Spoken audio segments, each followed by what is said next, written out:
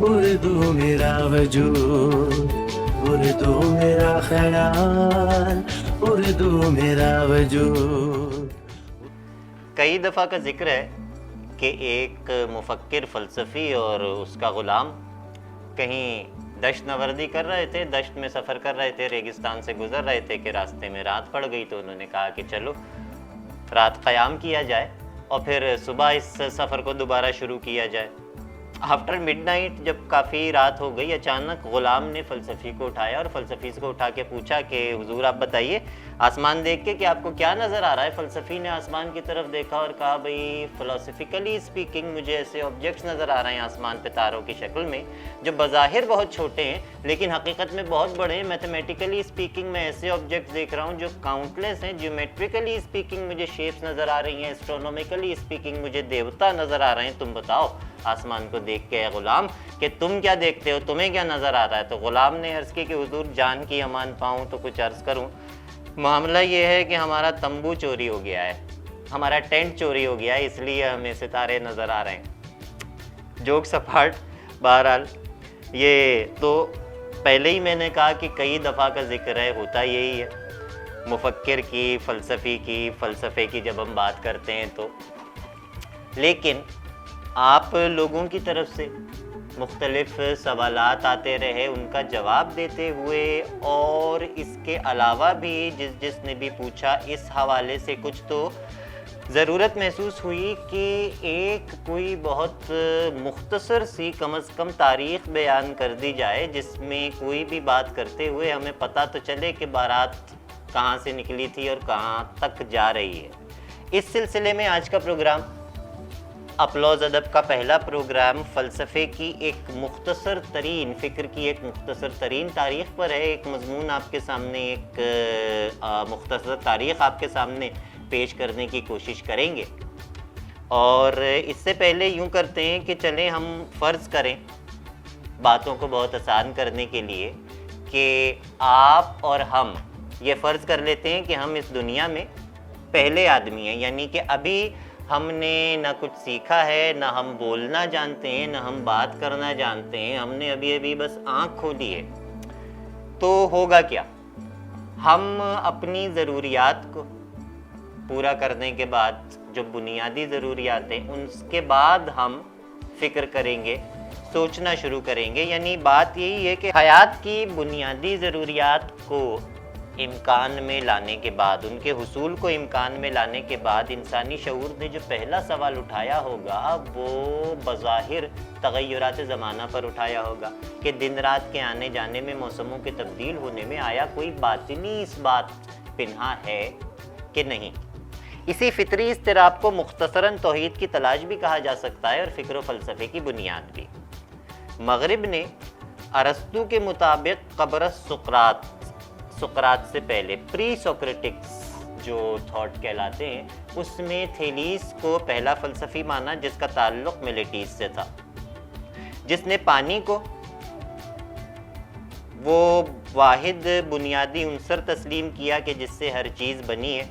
یہی بنیادی عنصر ہیراکلیٹس کے مطابق آگ تھا، انیکسیمینڈر کے مطابق کوئی لامحدود، اور سب کو ماننے والا ہیراکلیٹس تضاد و تغیر پر ایمان لایا، مگر پیراڈیس نے تغیر کو فنا جان کر اسے رد کیا اور سب لافانی بتایا.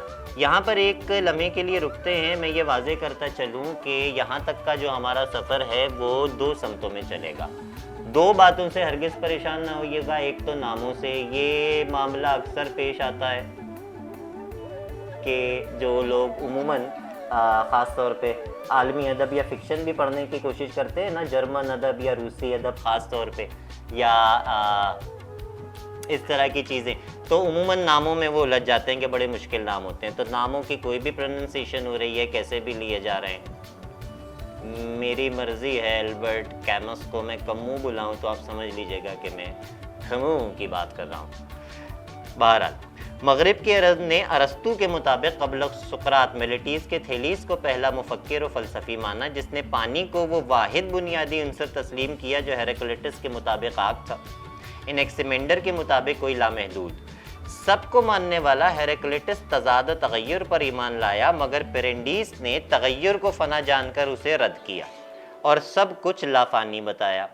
اسی کے شاگرد زینو نے حرکت سے انکار کیا اور کہا کہ ایک مقام سے دوسرے تک سفر کرنے کے لیے پہلے ہمیں ان دونوں مقامات کا کوئی نہ کوئی آدھا فاصلہ، کوئی نہ کوئی نصف طے کرنا پڑے گا، اور یقیناً اس کے لیے اس کا کوئی آدھا اور اس کے لیے اس کا کوئی آدھا۔ تو انہوں نے کہا جی حرکت ایک وہم ہے جو ہمیں ظاہری طور پر نظر آ رہا ہے کہ ایک مقام سے دوسرے تک سفر کرنے کے لیے پہلے ان دونوں مقامات کا نصف فاصلہ طے کرنا ہوگا، جس کے لیے اس کا نصف، اور یوں بالآخر دو قریب ترین مقامات کے درمیان بھی چونکہ لامتناہی درمیانی مقامات موجود ہیں، اس لیے ہمارے لیے ممکن نہیں کہ ہم لامتناہیت کو عبور کر سکیں۔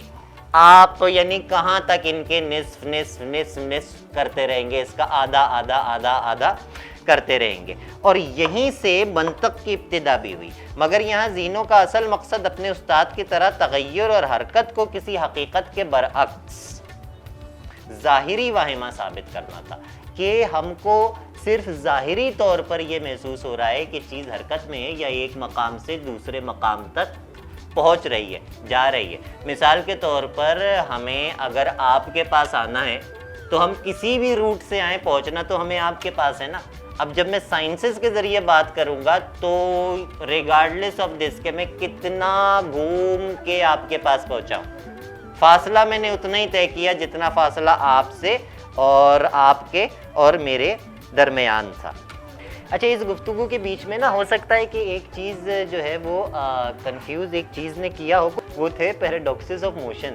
یہ بڑے مزے کی یعنی کہ پہلی ہے نا، حضرت کا کہنا یہ تھا کہ دیکھیں یہ دو مقامات ہیں نا، ایک یہ مقام ہے، ایک یہ مقام ہے۔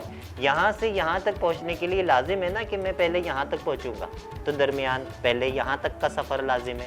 اچھا، یہاں سے یہاں تک پہنچنے کے لیے لازم ہے کہ میں اس کے درمیان یہاں تک پہنچوں گا، تو یہ سفر لازم ہے۔ تو کرتے کرتے کرتے کرتے کتنا نزدیک آ سکتا ہوں میں؟ ایک انفائنائٹ، لامحدود ہے نا، تو لامحدود یہ دونوں مقامات ہیں۔ اب یہ انتہا تو یہ ہوگی کہ یہ دونوں ایک دوسرے میں مرج ہو جائیں، مل جائیں۔ This is called the paradox of motion. وہ کہتا تھا کہ حرکت یار یہ نظر آ رہی ہے آپ کو، ہے کچھ نہیں۔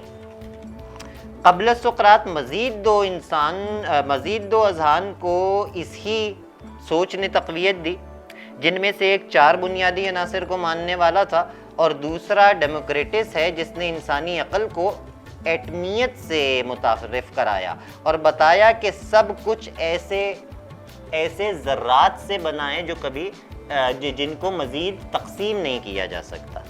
اہم ترین فیثاغورس نے، اچھا یہاں پر میرا دل چاہتا ہے، جہاں جہاں فیثاغورس کا نام آتا ہے وہاں میرا دل چاہتا ہے کہ گفتگو کھڑے ہو کے کی جائے، بیٹھ کے نہ کی جائے، مگر مائک لگا ہوا ہے اس لیے مجھے اب کھڑا ہوا سمجھیں۔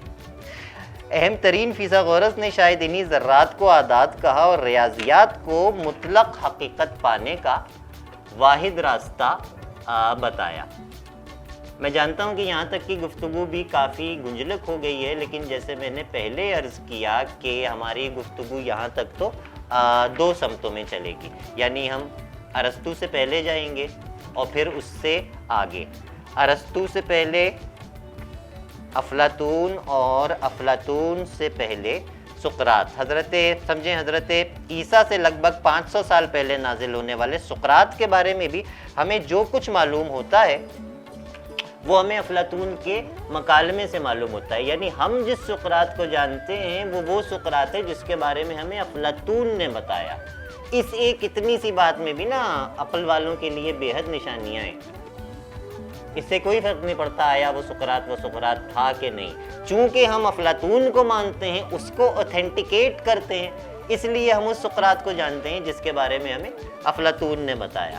اس ہی دوران ہندوستان، چین اور جاپان میں اخلاقیات، مذہب کی تاریخ کو جن اذہان اور نظریات نے متاثر کیا یا اجاگر کیا، دونوں لفظوں میں سے آپ اپنی پسند کا لفظ چن لیجئے، ان میں کنفیوشس کی اخلاقیات نے احسان، خیر خواہی، کریم النفسی کو اہمیت دیتے ہوئے رعایت باہمی، یعنی دنیا کے ساتھ دنیا آپ کے ساتھ ویسے ہی سلوک کرے گی جیسا آپ دنیا کے ساتھ کریں گے، اس کو اگر آپ سائنسز سے دیکھنا چاہیں تو نیوٹن کا تیسرا جو اصول ہے every action is an equal and opposite reaction. اچھا کنفیشیس اخلاقیات میں یہی اصول لاگو کر رہا ہے کہ بھائی دنیا کو آپ جو دیں گے دنیا آپ کو وہی واپس کرے گی. مہاتما بدھ کی روشن ضمیری نے حیات کو دکھ سے نشان زد کرتے ہوئے اس دکھ سے نجات، خود ستائی، خود غرضی، خود کلفت اور خود کو پاک کرنے کی کوشش کی. اپنی مختصر سی تصنیف. اچھا اسی دوران ایک اور یہ کتاب آپ اگر گوگل کر لیں گے تو آپ کو مل جائے گی. اب تک کی تاریخ کے لیے بھی جتنی میں نے گفتگو کی اس کے لیے کتابیں اگر آپ دیکھنا چاہیں تو ہسٹری آف فلسفی رسل کی آپ دیکھ سکتے ہیں. معلوم تاریخ اب تک جو انسان کی ہے نا، جتنی ریکارڈڈ ہسٹری ہے وہ 4000 سال کی ہے. ول ڈیورنٹ کو یہاں پر دیکھا جا سکتا ہے. یہاں پر دراصل ایک مہاتما بدھ کی بات کرتے کرتے ایک شخص واجب الذکر ہیں، وہ ہیں ماسٹر ٹاؤ. بڑی معمولی سی ان کی کتاب ہے ٹاؤ ٹیچنگ. اس میں اب یہاں پر دیکھیں معاملہ یہی آتا ہے کہ اب جی چاہتا ہے کہ میں اس کتاب کے بارے میں ساری گفتگو کر جاؤں. بہت مختصر لیکن بہت جامع باتیں اس کتاب میں موجود ہیں. ٹاؤ ٹیچنگ میں ماسٹر ٹاؤ کی کتاب ہے. یہ کتاب بھی سنا ان سے زبردستی لکھوائی گئی تھی. یہ بولتے کچھ نہیں تھے، یہ پریچ کچھ نہیں کرتے تھے. یہ کہتے تھے کہ حقیقت آپ تک ویسے پہنچے گی جیسے دیے سے دیا جلتا ہے. اور جب یہ اپنے گھر سے نکلتے تھے تو بس ان کے پیچھے لوگ خود ہی لگتے چلے جاتے تھے اور آخرکار ایک جسے کہتے ہیں کہ مجمع لگ جاتا تھا. جب انہیں محسوس ہوا کہ اب مجھے دنیا سے جانا ہے تو بس انہوں نے کہا کہ میں اپنی پیورسٹ فارم میں دنیا سے جانا چاہوں گا. سفر پہ چلے گئے. وہاں پر انہی کے کسی مرید نے انہیں پکڑ لیا اور کہا کہ جب تک آپ اپنا علم جو ہے وہ ریٹن میں ہمیں دیں گے نہیں تب تک ہم آپ کو جانے نہیں دیں گے. سقراط کے ساتھ بھی کسی نے ایسا کیا ہوتا تو شاید بہرحال عرض میں یہ کر رہا تھا کہ افلاطون نے اخلاقیات، مابعد طبیعت، سیاست اور علوم کو یکجا کر کے قبل سقراط مادیت کے پہلے رد میں افلاطونی حقیقت یا جسے آپ پلیٹونزم کہتے ہیں یا پلیٹونک ریئلزم کہتے ہیں، لازمیت اور مثالیت جیسے نظریات پیش کیے اور کہا جو کچھ ہمارے تجربے میں ہے بہترین کا فقط عکس ہے اور بہترین عالم امکان میں کہیں موجود ہے. یہاں بلکہ جس آبجیکٹ کی مثال افلاطون نے دی تھی نا، میں اسی مثال سے واضح کرتا ہوں. اور بالکل آگے آ کے اگر آپ وجودی فلسفے سارتر سے بھی رجوع کریں گے تو قریب دیکھیں دونوں باتیں کیسے ریلیٹ کریں گی. وہ کہے گا کہ یہ جو کرسی ہے نا، یہ کرسی دراصل اپنی بہترین فارم میں پہلے سے ایک عالم امکان میں موجود ہے اور ہم یہ کرسی بنانے کی خواہش میں اس کے اس شیپ کے بس قریب سے قریب ترین جا سکتے ہیں، بہترین کے قریب ترین جا سکتے ہیں. یعنی کہ مطلقیت کچھ نہیں ہے، ایبسلوٹ کچھ نہیں ہے، ہم اس کے قریب ترین جا سکتے ہیں. اچھا کرسی کے وجود کے لیے بھی جو وجودی فلسفہ ہے وہ بس مختصراً اتنا بیان کرتا ہے کہ بھئی ہر چیز کا وجود اس کے مقصد سے ہے. قینچی کی شیپ اس طرح کی اس لیے ہے کہ اسے کسی چیز کو کاٹنا ہے، اس مقصد نے اس قینچی کو پیدا کیا ہے. افلاطون یہ کہہ رہے ہیں کہ ہر چیز اپنی بہترین فارم میں ایک عالم امکان میں موجود ہے اور یہاں پر بس ہم اس کے قریب ترین جا سکتے ہیں. افلاطون کی حقیقت پسندی، ریئلزم، افضلیت، نیکی اور بد کے علم کو انسانی حیات کا مقصد اس افضال کے حصول کو مانتی ہے. یعنی کہ وہ بہترین کرسی میں اس کی ساخت تلاش کر پاؤں، وہ بنا پاؤں. افلاطون کا سیاسی فلسفہ اس کی تصنیف ریپبلک میں سامنے آتا ہے جس میں وہ ایسے غیر جمہوری معاشرے کی بات کرتا ہے جو کارکنان اور افواج پر مشتمل ہو اور اس میں حکمران اور عہدیداروں کی تربیت فلسفی کرے. یہ نا اگر میرے پاس اس وقت 12 کیمرے ہوتے تو میں 12 اینگل سے یہ بات کرتا، لیکن بہرحال آج ہم جس سقراط کو جانتے ہیں وہ افلاطون کا سقراط ہے جس نے خوگرے پیکرے محسوس کو جواب سے پہلے سوال کی تلاش پر مائل کیا. سقراط کا طریقہ کار یہی تھا، وہ آپ کو کچھ بتاتا نہیں تھا بلکہ وہ آپ سے پوچھتا تھا. وہ آپ کو پوچھتے آپ کو مطلوبہ نتیجے تک لے آتا تھا. خود سے پہلے والوں کے برعکس سقراط کے لیے کیا اور کیوں سے زیادہ اہم سوال کیسے رہا ہے؟ جن افراد کا تعلق یہاں پر ایجوکیشن سے ہے، جنہوں نے بچوں کو پڑھانے کے لیے بلومس ٹیکسانومی وغیرہ پڑھی ہوگی، وہ جانتے ہوں گے، اس بات سے ریلیٹ کریں گے کہ انسانی شعور کا جو پہلا سوال ہوتا ہے وہ ہے کیا۔ چھوٹا بچہ بھی جو سوال کرتا ہے وہ پہلا سوال کرے گا کیا؟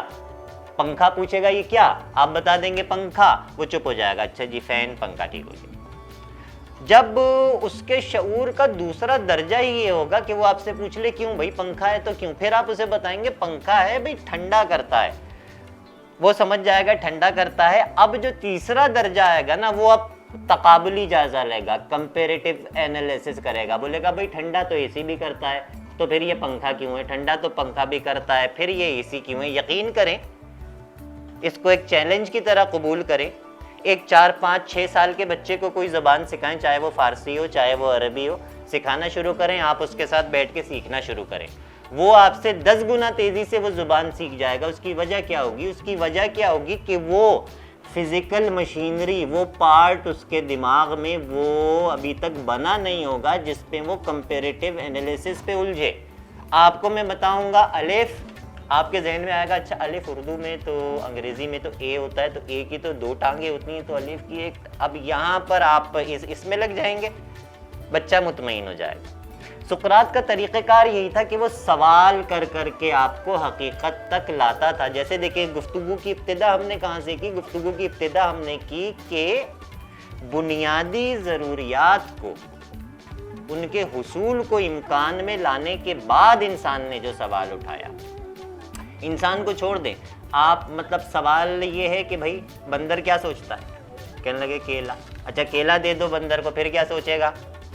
بندریا، ٹھیک ہے، کیلا بھی دے دیا، بندریا بھی دے دی، اب کیا سوچے گا؟ جنگل۔ ہم کیا کر رہے ہیں؟ جنگل سوچ رہے ہیں، یعنی کہ دنیا کے بارے میں، ماحول کے بارے میں۔ بہرحال افلاطون اور سقراط کے ساتھ آج ہم بہرحال اس کی بحث کا طریق سادہ اور مختصر سوالات کے جو سوالات سے اہم اس کی بحث کا طریق سادہ اور مختصر سوالات سے جواب کی تلاش کرتے ہوئے مطلق حق تک پہنچنا تھا، اور انہی سوالات کے سبب صاحبان اقتدار نے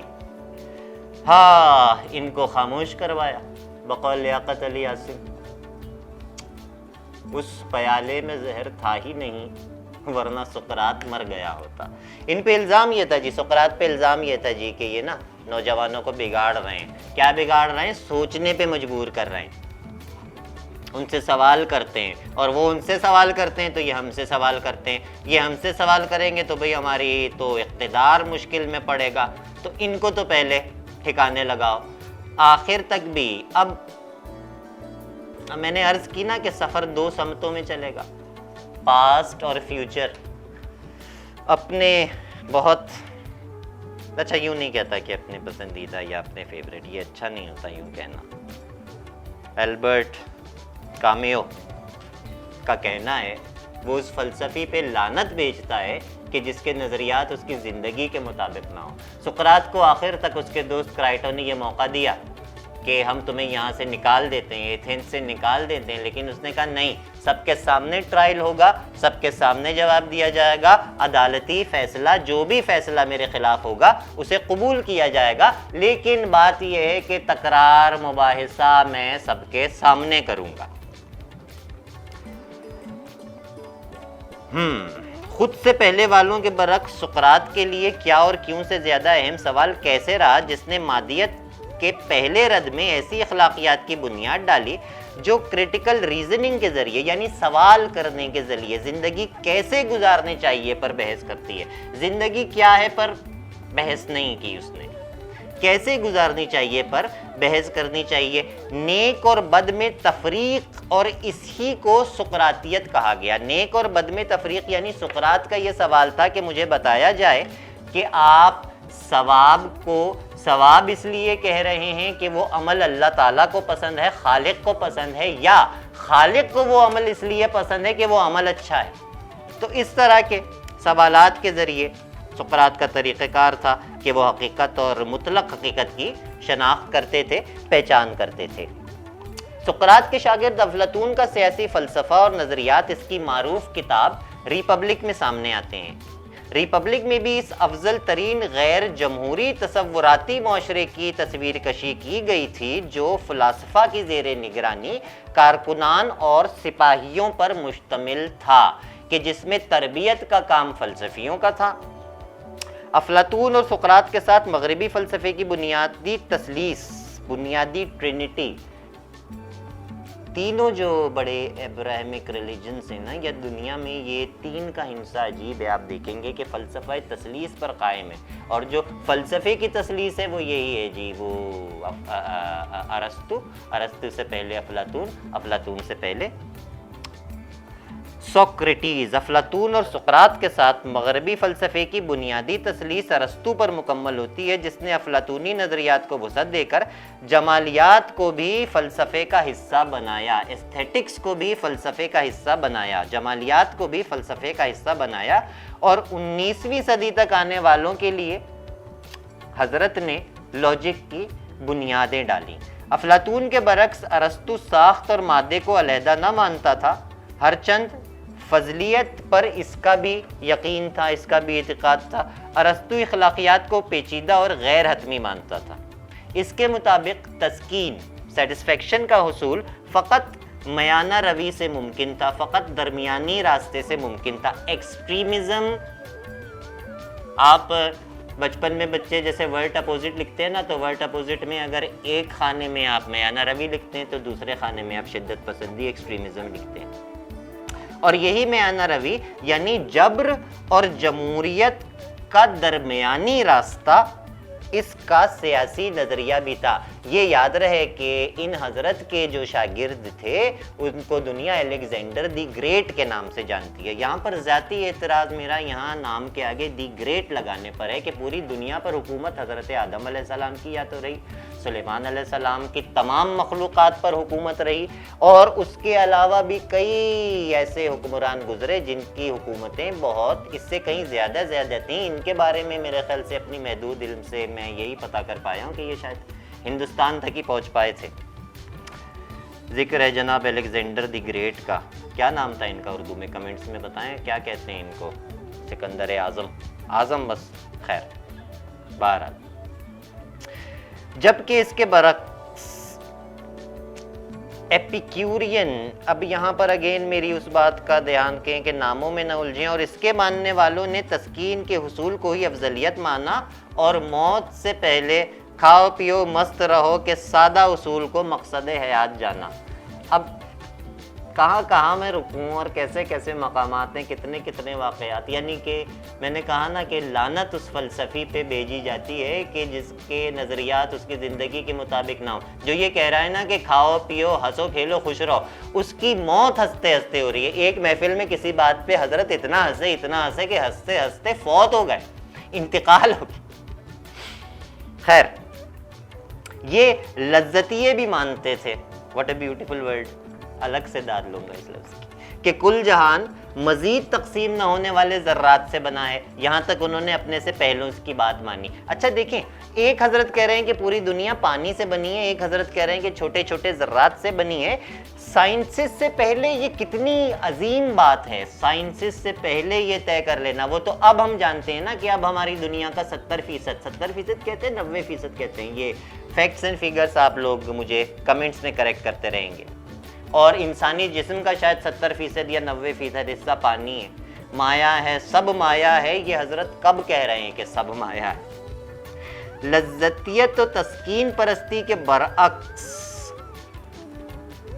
بے نیازی پر یقین رکھنے والے زینوں کا ماننا تھا کہ جہان ان اٹل اصولوں پر قائم ہے جنہیں طے کرنے والا خدا ہے، سو زندگی کا اصل مقصد مزاحمت کے رد میں انہی قوانین کے ساتھ، انہی قوانین کے تحت، انہی قوانین کے ساتھ راضی برضا ہو جانا ہے۔ یعنی ریزسٹنس نہیں کرنی۔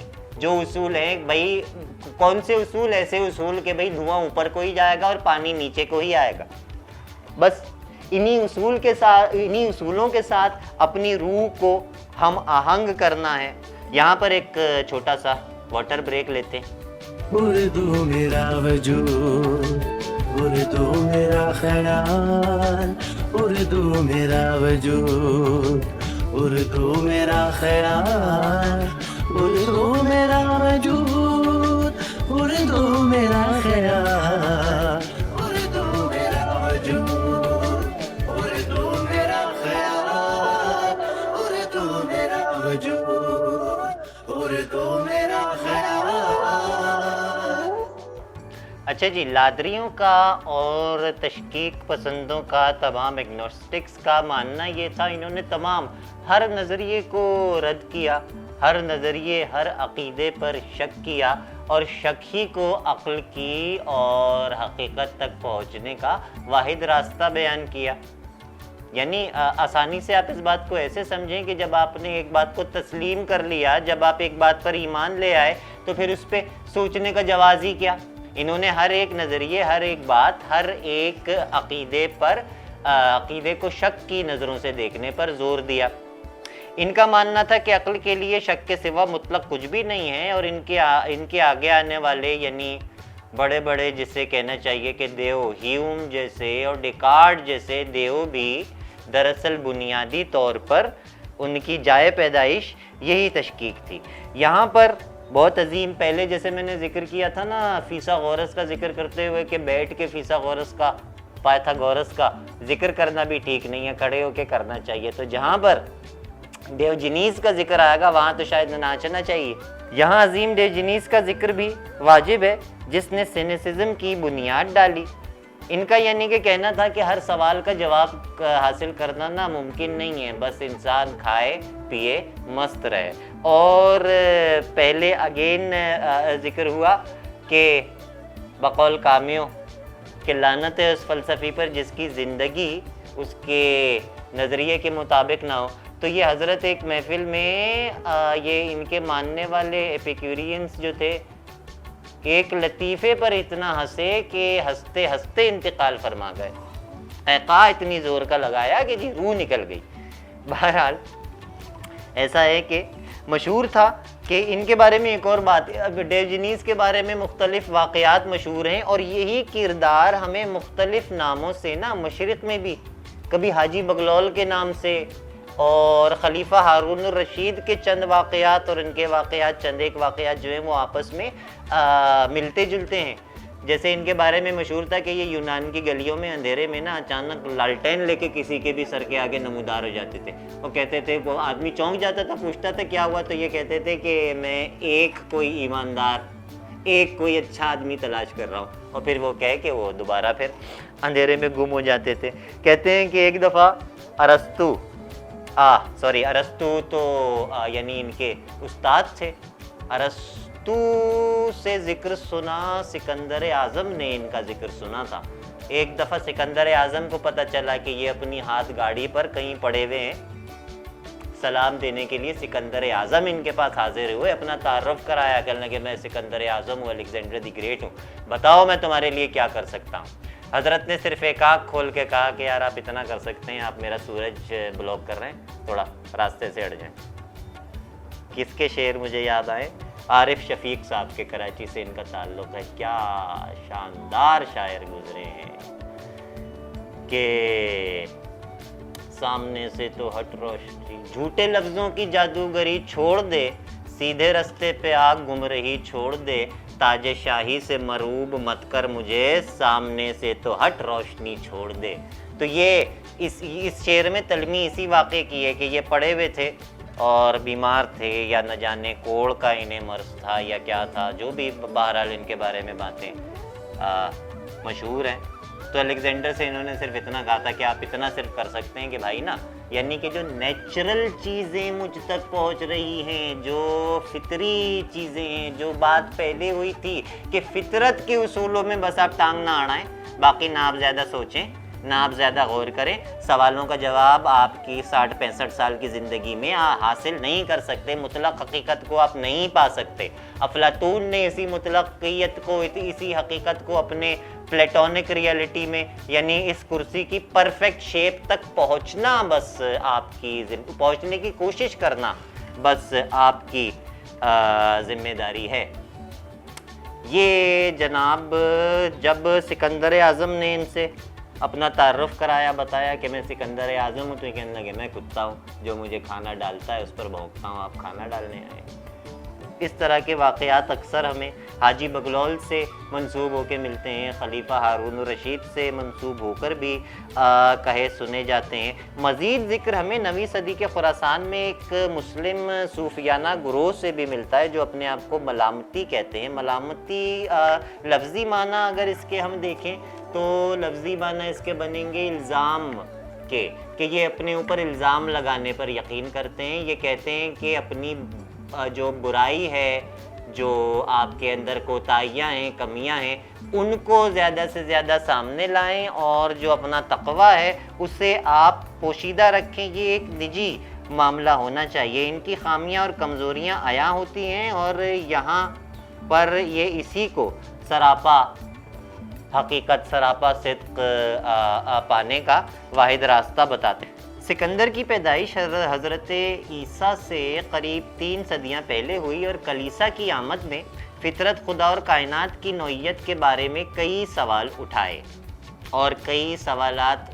بلکہ یوں کہیے کہ کئی سوالات کی قیادت کی۔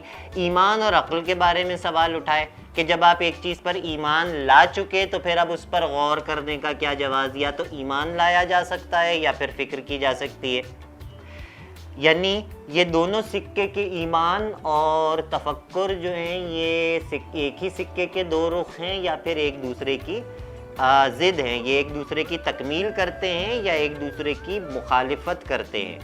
نظریات عقائد میں تبدیل ہونے لگے اور پھر یہاں پر ابن سینا، اگسٹائن، ابن رشد، موسیٰ اور جناب کئی فلسفی مذہبی سوالات کے ساتھ جوجھتے نظر آئے۔ عیسائیت پر ایکوینیس بن میمون اور بعد میں سب سے بڑا اثر جو ہمیں ملا وہ افلاطونیت کا نظر آیا۔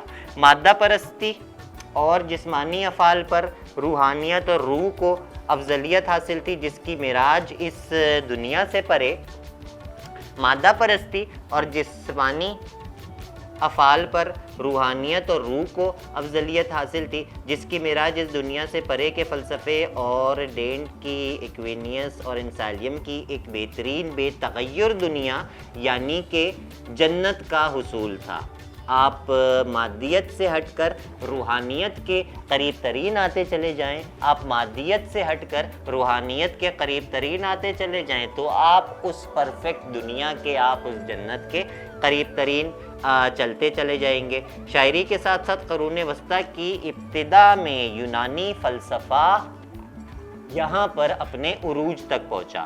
روم کے زوال اور کلیسا کے عروج میں قرون وسطیٰ کے عہد کو فکر کا وہ دور سمجھا جاتا ہے جو مذہبیات سے بہت زیادہ متاثر ہے۔ پہلے بھی ذکر ہوا کہ کلیسا کے بعد اسی زمانے کے میں سب سے زیادہ قابل ذکر مفکرین میں تھامس آف اکوین نے خود کو فلسفی ماننے سے گریز کیا۔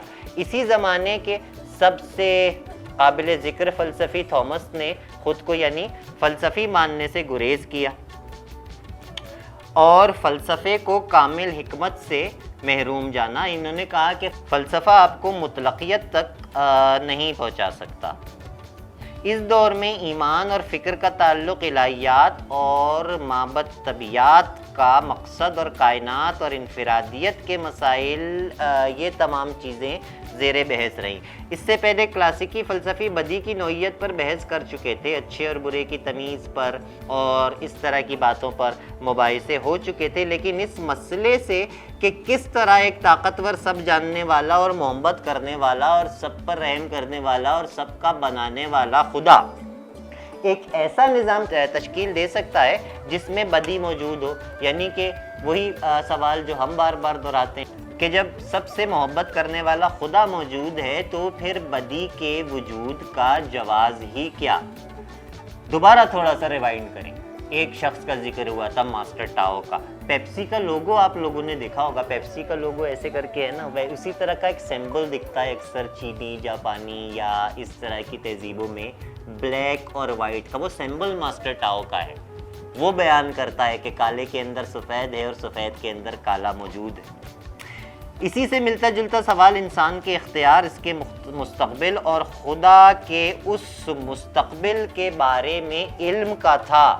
تقدیر کا مسئلہ جس پر زیادہ بحث کرنے سے منع کیا گیا ہے، اس کو اگر آپ یہی مستقبل کا علم مان لیں کہ خداوند تعالیٰ کو مستقبل کے بارے میں جو علم ہے بس وہ تقدیر ہے، تو ہماری کافی گتھیاں سلجھ جاتی ہیں۔ اس ہی دور میں دانتے نے اب تک کی سب سے زیادہ متاثر کن نظم ڈیوائن کامیڈی مکمل کی، جس میں شاعر جہنم، اعراف اور جنت کی سیر کر کے آتا ہے۔ اس نظم کے بارے میں جو جدید ترین ماہرین لسانیات ہیں نا، وہ اس کی جڑیں نا، اس بات پر انشاءاللہ ایک اور ہم گفتگو کسی کے ساتھ ریکارڈ کریں گے کہ ڈیوائن کامیڈی کی جڑیں جو لنگسٹکس کے ماہرین ہیں وہ ابن عربی سے جوڑتے ہیں، ان کی فتوحات مکیہ سے اس کو مستعار خیال کرتے ہیں، اور گاہے بنا حوالے کے کئی جگہ اس بات کا یعنی ذکر بھی ہوتا رہا یہ نظم خالصتاً ادبی انداز میں لکھی گئی۔ واضح رہے کہ 7ویں صدی عیسوی کے اوائل میں ہی مدینہ میں اسلامی ریاست کی بنیاد پڑ چکی تھی، جو 9ویں صدی عیسوی کے وسط تک شمال میں بحر اسود، جنوب میں ملتان، مشرق میں سمرقند اور مغرب میں فرانس اور ساحل اوقیانوس تک گئی، جس کے نتیجے میں علماء نے یونانی فلسفے کو عربی میں آہستہ آہستہ منتقل کرنا شروع کیا۔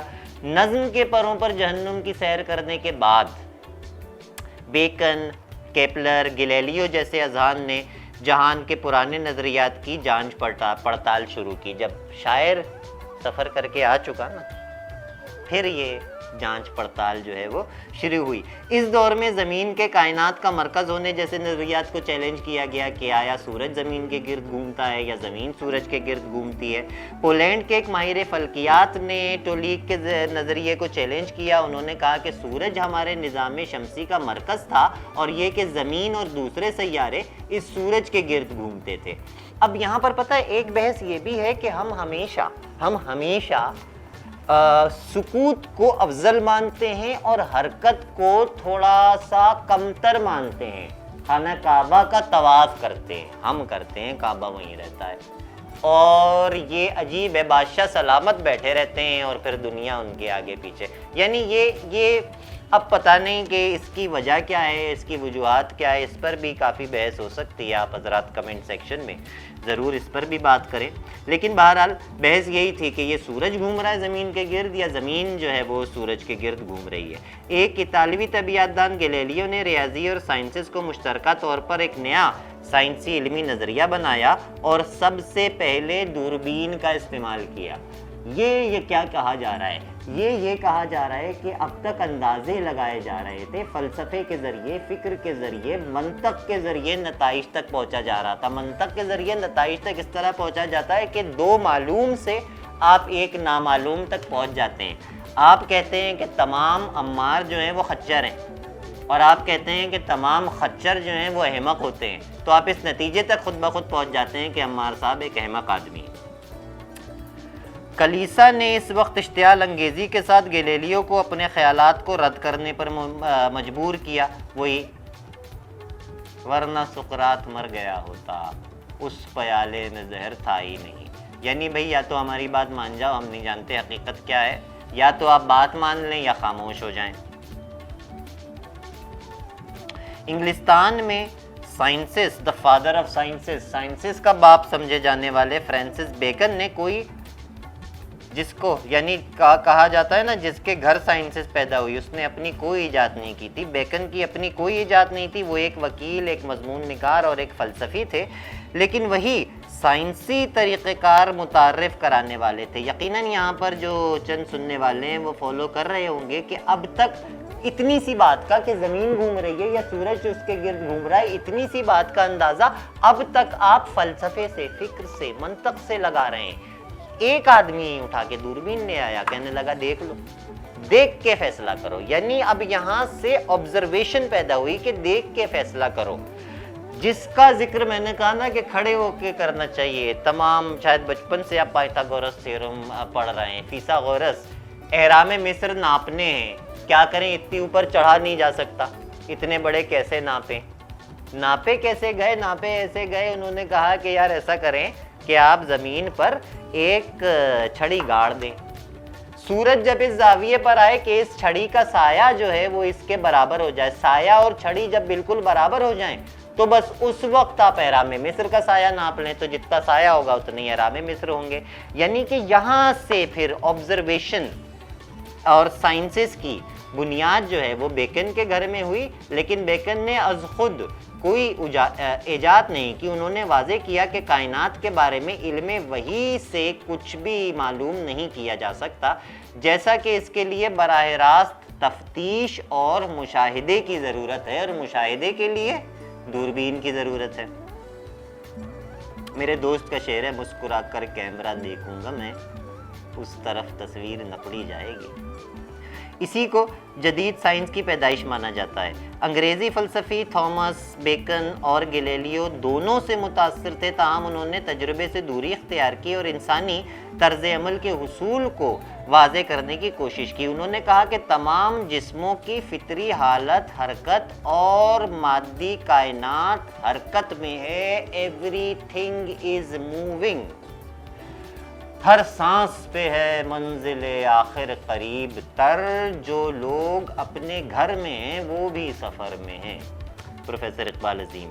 زندگی اعضاء، اعصاب، خلیات اور دل متحرک ہے۔ انسان کے احساسات جیسے خواہشات اور نفرت کس چیز کی طرف محرک ہیں یا اس سے دور ہیں؟ ہوپس اپنے کام لیو تھنگ سے مشہور ہیں۔ ڈیکارٹ جیسے بہت سارے لوگ جدید فلسفے کے باپ کے نام سے جانے جاتے ہیں۔ شکوک اور شبہات کے موضوعات پر نظر ثانی کی، جنہوں نے شکوک اور شبہات کے موضوعات پر نظر ثانی کی اور صرف اس پر شک نہ کیا کہ وہ فکر کر رہے ہیں، اس نے ریاضی، جیومیٹری جیسا کہ لا آف جیومیٹری قائم کیے، استعاری طبیعیات اور فلسفیانہ طریقہ کار میں نمایاں خدمات انجام دیں۔ جدید سائنسز اور فلسفے کی ولدیت طے ہو جانے کے بعد دوسرا دور ہے یہ جی، ڈیکارٹ کی طرح اسپینوزا، لیبنیز نے عقلی اور مہربان خالق پر یقین رکھا، اس کو تلاش کرنے کی کوشش کی۔ انہوں نے اسپینوزا کی اخلاقیات تحریر کی، جس کے انداز میں ہنسی تجزیے کی، جس نے اپنے انداز سے ہنسی تجزیے کی شکل اختیار کی۔ وہ ایک آرستہ اور حتمی اسباب کی تردید کرتا تھا، نیک اور بد کے فرق سے ماسوا ہونے میں کوشاں رہنا چاہا۔ اسی نے سب سے زیادہ متنازع طور پر خدا کو تخلیق کے ساتھ مساوی ٹھہرایا، خدا کو یعنی کہ کریشن کے ساتھ جوڑا۔ عقلیت پسندی کا نظریہ جس نے ہر مادی وجود کو الہی جوہر کا مظہر مانا۔ لیبنیز کی اہم شراکت مونوڈولوجی یا مابعد طبیعت کی یونٹی تھی، مابعد طبیعت کی اکائی تھی جو مادہ تیار کرتی تھی۔ 19ویں سینچری سے پہلے لوک نے غیر مادی، استعاراتی اور مابعد طبیعتی خیالات سے ہٹ کر بیکن کے امپائرزم اور ڈیکارٹ کے شکوک و شبہات کو محیط کرنے کے لیے ایک نقطہ نظر تلاش کیا۔ انہوں نے کہا کہ فلسفے کا مقصد ٹھوس مسائل کو مرتب کرنا اور ان کا تجزیہ کرنا ہے۔ یہ نظریہ آج کل یونیورسٹیز میں، اداروں میں، اذہان میں خاصی مقبولیت پاتا ہے۔ لوک نے اس سے انکار کیا کہ لوگ کسی بھی فطری عمل کے ساتھ پیدا ہوتے ہیں، یعنی کہ وہ جو فریز تھا وہ ٹیبولا رسا، خالی سلیٹ، خالی صفحہ، کورا کاغذ یعنی کہ انسان ہوتا ہے۔ ایک خالی سلیٹ کی طرح انسان پیدا ہوتا ہے، ہر وہ چیز جو بعد میں اس کا انپٹ بنتی ہے، جو حسی تجربات سے وہ اپنے اندر جذب کرتا جاتا ہے۔ جارج برکلے جو کہ ایک بشپ تھے، یہاں پر ان کا نام آتا ہے، جنہوں نے علم میں لوک کے نظریات پر حملہ کیا اور تصوریت اور مثالیت پسندی کو پیش کیا۔ ہیوم نے علم اور حقیقت کے بارے میں برکلے کے خیالات کی توثیق کی اور وہی بات کہ حتمیت سے، ایبسولوٹی سے انکار کیا اور دعویٰ کیا کہ ہلاکت کا کوئی ثبوت نہیں، حق اور علم کے تمام سوالات پر فرض کرنے کے لیے شکیوں کی نشاندہی کا مقام جو ہے ان کے مطابق وہ سب سے زیادہ محفوظ تھا۔ روسو کی شراکت علم نفسیات کے شعبے میں اخلاقیات اور سیاسی فلسفے اور سماجی معاہدے سے زیادہ تھی۔ ان کا خیال تھا کہ لوگ بنیادی طور پر، لوگ سے مراد کہ انسان، حضرت انسان بنیادی طور پر اچھا پیدا ہوتا ہے۔ سب سے زیادہ ترین الفاظ میں یہ بات یوں بیان کی جا سکتی ہے کہ جو پیدائشی طور پر انسان ہے، انسان پیدائشی طور پر اچھا پیدا ہوتا ہے، وہ ایک خالی سلیٹ نہیں ہوتا، یعنی کہ جس طرح اس کو ٹیبولا رسا کہا گیا یا خالی سلیٹ کہا گیا، اس نے کہا بنیادی طور پر انسان میں اچھائی موجود ہوتی ہے۔ روسو کی شراکت علم نفسیات کے شعبے میں اخلاقیات اور سیاسی فلسفے اور سماجی معاہدے میں زیادہ تھی۔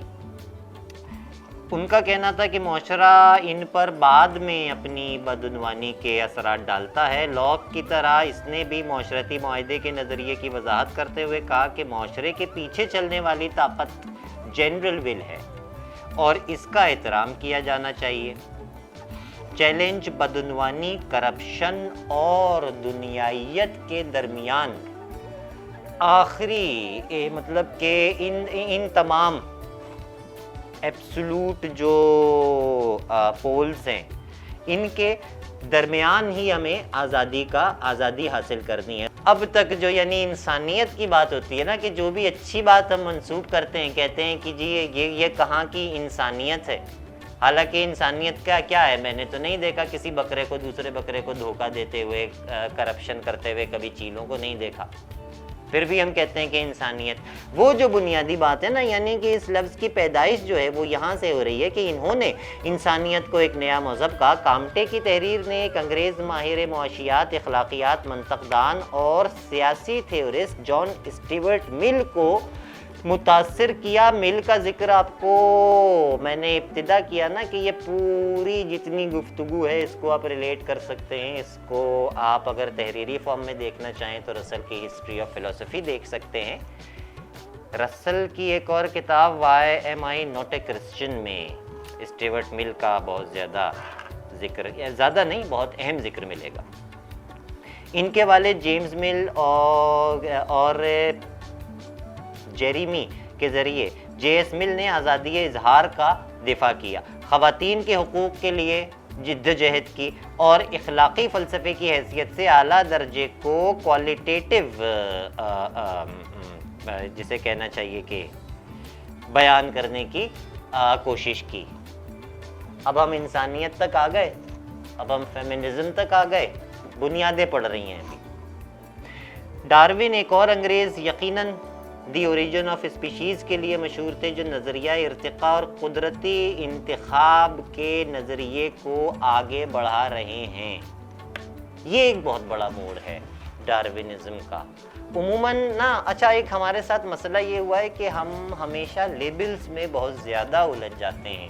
جب نظریہ ارتقاء کی بات ہوگی تو میں کہنے لگوں گا میں تو بندر نہیں تھا پہلے، میرے دادا تو بندر نہیں تھے پہلے۔ بات یوں نہیں ہے، چیزوں کو ہمیں لیبل سے ہٹ کر دیکھنا چاہیے، یعنی کہ بنیادی طور پر اگر میں ڈارون کا نظریہ آسان ترین الفاظ میں بیان کروں تو وہ نظریہ وحدت الوجود سے قریب ترین ہمیں ملتا ہے کہ بنیاد جو ہے وہ ایک سے ہے اور پھر اس کی ڈسٹریبیوشن ہے۔ یہ سوال بھی سقراط کا تھا کہ یہ ایک ہے، اچھا ڈیوائیڈ کرنے سے تو کم ہونا چاہیے نا، لیکن میں توڑ دوں تو یہ 2 ہو جائے گا۔ اس طرح کی باتیں اور جناب نظریہ ارتقاء پر پہلے میں نے ارادہ باندھا یہاں پر کہ مزید گفتگو کروں، لیکن نہیں کرتا، کسی اور لیکچر کے لیے اس کو اٹھا رکھتے ہیں۔ بس یہیں سے آگے کرتے ہیں کہ ڈارون نے کہا کہ جو لوگ اپنے ماحول کے ساتھ، اس کو انگریزی میں نیچرل سلیکشن کہا جاتا ہے، کہ جو لوگ اپنے ماحول کے ساتھ بہترین موافقت رکھتے ہیں، مطابقت پیدا کر لیتے ہیں، وہ دوبارہ تولید میں زیادہ کامیاب ہیں۔ اس کی وجہ سے ان کی نوعیت کا پھیلاؤ، نوعیت کے لفظ کو یہاں پر انڈر لائن کر کے رکھیں، کا پھیلاؤ زیادہ ترقی یافتہ اور ترقی پذیر ہوگا۔ ہزارہا ہمارے پاس جواز آپ بتاتے ہیں، سائنسز بتاتی ہے کہ جو ہم سے پہلے والی مخلوقات تھیں وہ کہاں گئیں، وہ کیسے معدوم ہو گئیں، اس کا جو سب سے پہلا جواب ہے نا، کہ جس کے اندر سارے جوابات ہیں، وہ یہی ہے کہ وہ اپنے ماحول سے مطابقت نہیں رکھ پائیں۔ when you are through changing you are through۔ ثبات صرف کس کو ہے زمانے میں؟ تغیر کو ہے زمانے میں۔ لیکن سوال یہاں پر ہمارا یہ ہے کہ اگر ثبات تغیر کو ہے تو پھر ثبات تو کوئی شے نہیں ہے، پھر تو تغیر ہی تغیر ہے۔ بہرحال ڈارون کا کہنا یہ تھا کہ جو مطابقت رکھتا گیا اپنے ماحول سے وہ بچتا گیا۔ ایک بڑا مزے کا مجھے لطیفہ یاد آیا نیچرل سلیکشن کے حوالے سے ہی، اور چیزیں جس طرح اپنی ساخت بدلتی ہیں اس کے حوالے سے ہی۔ کہتے ہیں زرافے کی گردن اس لیے لمبی ہے نا کہ وہ درخت کے سب سے اونچے پتے کھاتا ہے، تو پھر وہ جو اونچے پتے کھاتا ہے تو اس کی منہ اٹھا کے کھاتا ہے، اس کی گردن لمبی ہوتی چلی گئی۔ ہرن اور چیتے کی رفتار اس لیے تیز ہے کہ دونوں ایک دوسرے کا پیچھا کرتے ہیں، پیچھا کرتے کرتے کرتے کرتے یہ تو ہمارا عام مشاہدہ ہے نا کہ چیزیں ہماری جین میں آتی ہیں۔ میرے والد کی جو عادتیں، جو فطرتیں ہوں گی وہ میری جین میں آئیں گی۔ تو جب صدیوں سے چیتا اور ہرن ایک دوسرے کے پیچھے بھاگ رہے ہیں تو کون سے ہرن بچیں گے؟ جو سب سے تیز ہوں گے، اور کون سے چیتے بچیں گے؟ جو سب سے تیز ہوں گے۔ اس طرح یہ تیز رفتار ہوئے۔ تو جب کسی سے، میرے جیسے کسی آدمی سے سوال کیا کسی نے اس نظریے کے تحت کہ یہ بتائیے کہ زرافے کی گردن اتنی لمبی کیوں ہوتی ہے، تو جواب یہ آیا کیونکہ اس کا منہ اس کے بدن سے بہت دور ہوتا ہے۔ تو بات یہ نہیں ہے کہ اس کا منہ اس کے بدن سے دور ہوتا ہے، منہ اس کے بدن سے، دس از نیچرل سلیکشن، یہ بات نیچرل سلیکشن کہلاتی ہے کہ پھر سروائیو ہی وہ کر پاتا ہے جو اپنے ماحول سے مطابقت رکھتا ہے۔ ڈارون کے نظریے کو آج مرکزی دھارے کی سائنس نے گرم جوشی سے قبول کیا ہے، اگرچہ ارتقاء کے بارے میں متعدد مکاتب فکر موجود ہیں، اور بات ویسے دو الفاظ میں ہی طے ہو جاتی ہے، یہ نظریہ ارتقاء کہلاتا ہے۔ نظریہ، پہلے میں نے سوال چھوڑا ہے کہ ایک نظریے کو عقیدہ بننے میں کیا کچھ درکار ہوتا ہے۔ اب اس کے بعد جو ہمارا اگلا پڑاؤ ہے نا وہ وجودیت کا ہے، جس کے بارے میں ایک ہیرن کی کتاب ہے، نہ جانے کیا، وہ بیان کرنے کے لیے نا بڑے خوبصورت انداز میں یوں بیان کرتی ہے کہ وجودیت کا فلسفہ اذہان میں یوں داخل ہوا کہ جیسے ایک اندھیرے کمرے میں ہاتھی، کہ جس کو اول تو لوگ اسے دیکھ کے ڈر گئے کہ یہ کیا، پچھلی جو اتنی عظیم جنگ ہے یہ اس کا کوئی ہتھیار ہے، یہ کیا شے ہے، لیکن پھر آہستہ آہستہ آہستہ آہستہ یوز ٹو ہوئے اور ہمیں پتہ چلا کہ یہ تو روشنی ابھی ہوئی ہے، ہاتھی کمرے میں استاد محترم پہلے سے موجود تھا۔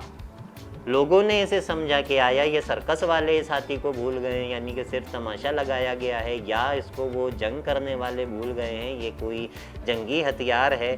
لیکن پھر بعد میں ہمیں پتہ چلا کہ یہ نظریہ تو ہمارے پاس کب سے ہمارے اذہان میں موجود ہے، صرف دائرہ ابھی بنا ہے، صرف لیبل ابھی ہوا ہے۔ نظریہ کے وجود جوہر سے پہلے ہے، زندگی کے کوئی معنی، قدر یا سچائی نہیں ہے۔ کریگارڈ کی دین سمجھا جاتا ہے جو بتاتا ہے کہ اول خوف اور اضطراب سے ہمیں وجود سے آگاہ کیا، جس سے ہم وجود اور موت کے معنی کو ہم نے سمجھ لیا۔ یعنی کہ سب سے پہلے اب آپ فرض کریں نا کہ آپ انسان بھی نہیں ہیں، آپ بس حیات کا سب سے پہلی کانشسنس ہیں، آپ کو صرف پتہ چل رہا ہے ابھی کہ میں ہوں، تو سب سے پہلے آپ کو کیا فکر لاحق ہو جائے گی؟ سب سے پہلے آپ کو فکر لاحق ہو جائے گی کہ میں ہوں تو میں بنا رہوں، میں موجود رہوں۔ ہیڈگر کہتے ہیں کہ ہم اکیلے ہی دنیا میں آتے ہیں اور اکیلے ہی اس سے باہر نکلتے ہیں۔ یہ روک روک کے کس کو پوچھا دنیا نے، اکیلے آتے ہو جاتے ہو، ڈر نہیں لگتا؟ کہ ہم اکیلے ہی اس دنیا میں آتے ہیں اور اکیلے ہی اس دنیا سے باہر نکلتے ہیں۔ سارتر بیان کرتے ہیں کہ ہم جو کچھ بھی کرتے ہیں وہ شعوری بیداری کا مقصد ہو سکتا ہے، دراصل انسانی حقیقت انکشاف کنندہ ہے۔ انسانی دماغ سے ہی اشیاء اپنے معنی اور اپنے نام پاتی ہیں۔ انسان ہی کے ذریعے تمام چیزوں کے معنی، تمام چیزوں کے نام ان کو ملتے ہیں. ہماری زندگی کا پہلے کوئی معنی نہیں تھا, لہٰذا تمام جد و جہد ایک بے ترتیب اور ہنگامی دنیا میں اپنے آپ کو بیان کرنے کی ہے. اب اپنے آپ کو بیان کرنے کی ہے. چند یہاں پر ناولز کا ذکر کروں تو بات زیادہ آسان ہو جائے کہ جس میں مائی لو فرانس کافکا کا ٹرائل آپ دیکھیں,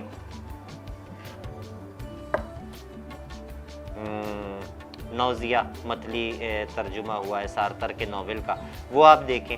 نیٹشے کے مطابق بھی انسانیت کے آگے جانے کی واحد امید تلاش حق سے بڑھ کر مذہب اور فلسفے کے اثر کو عبور کر کے واضح طور پر اعلیٰ ترین خصلتوں والے مبہم طور پر بیان کردہ ہیرو اور اس شخص کے وجود میں آنے, یعنی کہ اس سب سے اعلیٰ سپر مین کے وجود میں آنے یا اس کو تلاش کرنے کی بات ہے. جو اب اگین میں نے عرض کی نا کہ معاملہ لیبل کا ہے.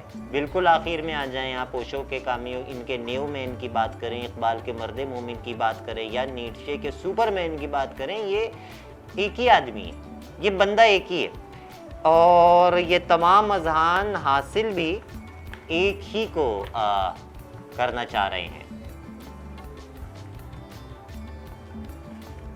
اوور آل یہاں تک ہم اب تک اتنا سوچنے کے بعد پہنچ پائے ہیں. اچھا, اس باب میں ایک اور بہت اچھی کتاب کا ایک نظر پڑی تھی کسی زمانے میں. وہ کتاب ہے اور انسان نے کیا سوچا, یا یوں ہے کہ انسان نے کیا سوچا. اس کتاب سے بھی کافی مدد ملے گی.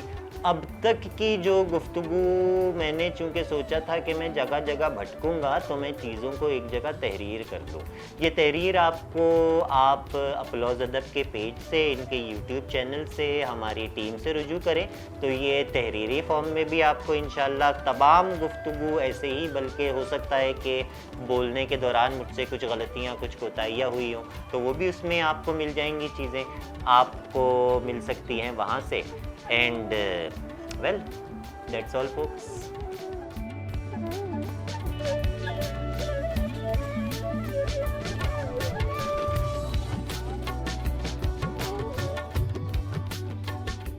اردو میرا وجود, اردو میرا خیال, اردو میرا وجود.